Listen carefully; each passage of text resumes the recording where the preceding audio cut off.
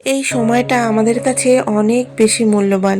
যখন মা আসছে ঠিক সেই সময়।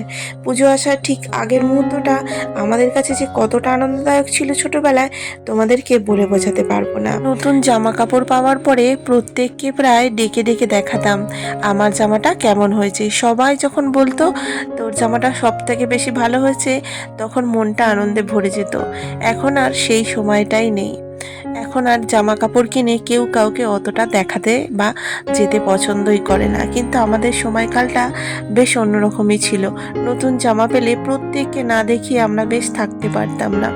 তবে এখন এই পুজোটা আসছে বলে মনে এক আনন্দ অনুভূতি তো রয়েছে, তবে সেই ছোটবেলাকার মতন মনোভাবনাটা আজ আর নেই। তবে মা আসছেন যেহেতু, ভালো ভালো কিছু রান্না আমাদেরকে তো করতেই হবে।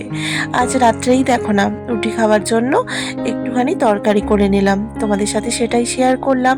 আর আমার এত দেরি হয়ে যায় রাত্রিবেলাটা রান্না করতে, যে চটজলদি একটা রেসিপি শেয়ার করলাম। আর তোমরা পুজোতে কে কি কেমন করছো বা কাটাচ্ছো অবশ্যই আমাকে জানিও।